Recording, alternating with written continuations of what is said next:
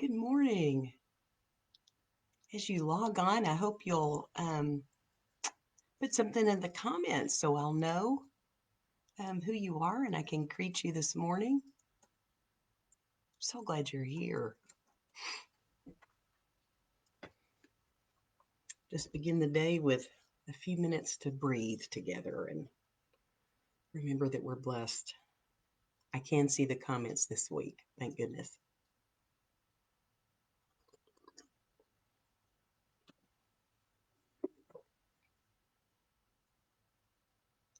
Good morning, Lynn.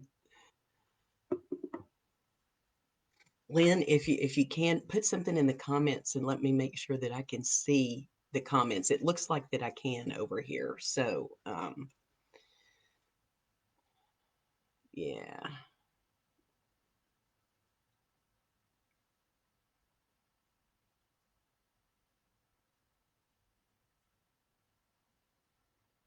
Hmm.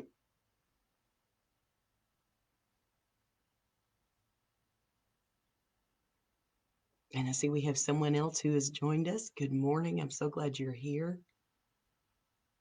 Hope you have your morning beverage of choice, like I do here. I've got my coffee cup from Padre Island National Seashore. It's such a beautiful place. Not South Padre, but North Padre. It's just wild barrier island. It's so beautiful. I'm so glad that you all are here this morning. And I don't know if I'm going to be able to see comments again. I haven't been able to get this figured out. Um, I can see my own comment to everybody this morning, but as you've joined us, I'm so glad that you're here this morning. We'll begin in just a couple of minutes. Give you time to get settled and, um, to maybe light a candle or get an object. I've got my prayer beads here um, that I like to have at hand. And I'm just really glad you're here this morning. We'll start in just another minute or two. Yeah.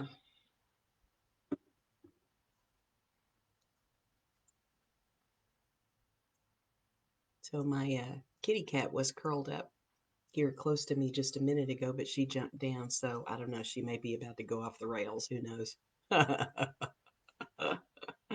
She's a young kitty. She has a lot of energy and she's just precious.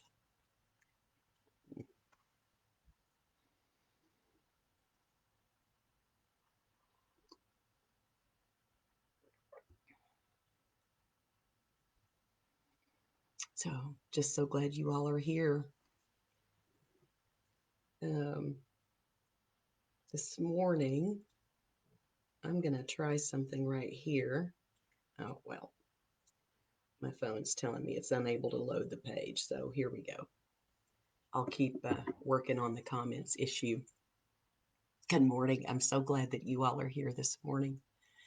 So it's 8 o'clock, and I invite you to settle in and join us here. I'm Valarie Englert, um, Senior Pastor at First United Methodist Church of Garland, and thank you for being here this morning and beginning your day with me. So let's take a deep breath together.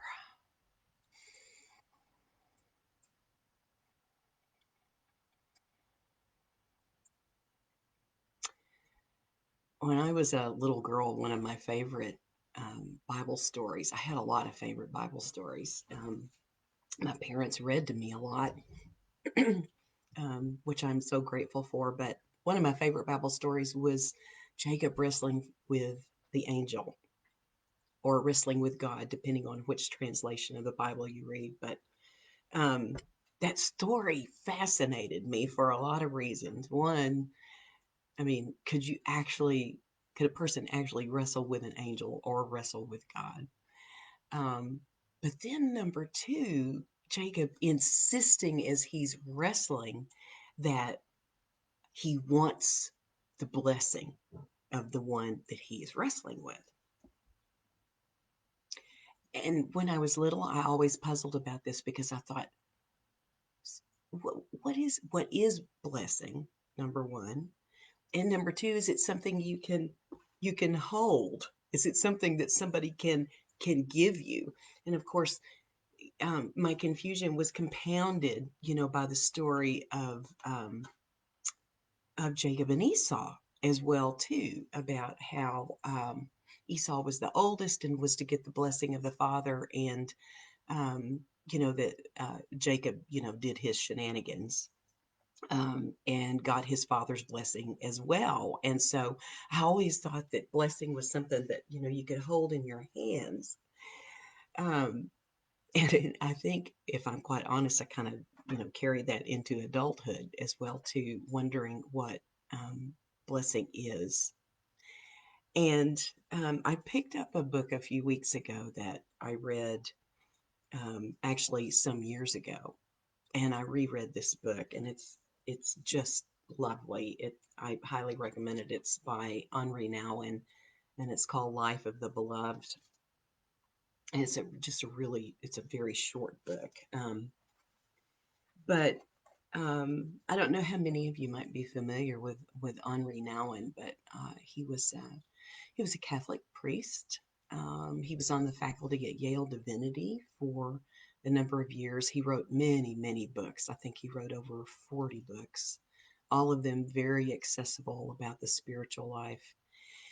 But um, toward the end of his life, he moved to Toronto and took up residence in the L'Arche community, which um, provided a place for those with mental and physical challenges to live just as independently as possible with other adults in the community who were more able bodied, who were there to support them and help them.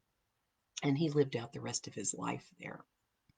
And so the story that I want to share with you from his book takes place in that community. And and so if you could just bear with me while I share this with you, because his words are so wonderful. And he says, not long ago in my own community, I had a very personal experience of the power of a real blessing. Shortly before I started a prayer service in one of our houses, Janet, a handicapped, and his language is the language of the 90s, a handicapped member of our community said to me, Andre, can you give me a blessing? And I responded in a somewhat automatic way by tracing with my thumb the sign of the cross on her forehead. But instead of being grateful, however, she protested vehemently, no, that doesn't work. I want a real blessing. She's kind of doing her own wrestling with Father Now in here. I suddenly became aware of the ritualistic quality of my response to her request and said, oh, I'm sorry. Let me give you a real blessing when we are all together for the prayer service. And she nodded with a smile, and I realized that something special was required of me. After the service, when about 30 people were sitting in a circle on the floor, I said, Janet has asked me for a special blessing. She feels that she needs that now.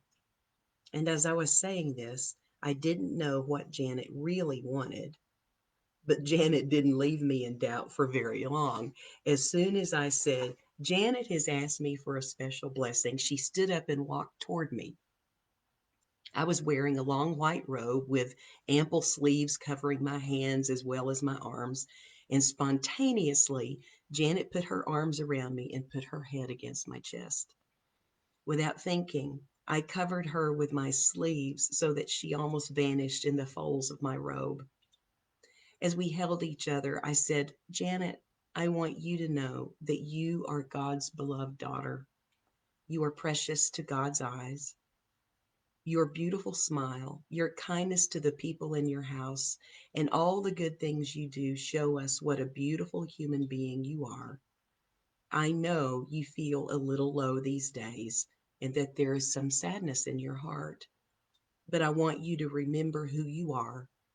a very special person, deeply loved by God and all the people who are here with you. And as I said these words, Janet raised her head and looked at me, and her broad smile showed that she had really heard and received the blessing.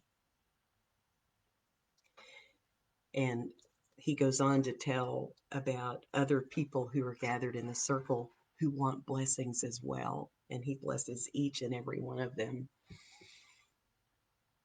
And as I read this story, I hearkened back to my childhood, and thinking that blessing was something that you could hold. And in this story, the way Father Nowen describes it, blessing is very tangible. He envelops Janet in this hug as she has initiated the hug, and reminds her that she is beloved no matter what she has to face in life, no matter what she has to deal with, no matter what sadnesses she may carry around. And I think for many of us in these pandemic days, we carry sadnesses with us that are just there, um, just kind of weighing on us. And so, what I want to remind you this morning, even though I can't envelop you in a physical hug, but I hope you know there's a virtual hug coming to you, that you are loved and that you are blessed. You are blessed by God. You are beloved of God. And that in the midst of the sadnesses, in the midst of the loneliness, in the midst of these challenges, know that that blessing is there and that you can hold it right here and that it's real.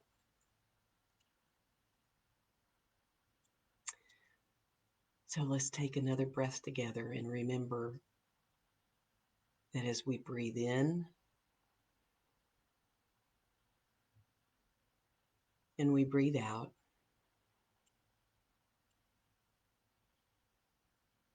that the Spirit is as close as our own breath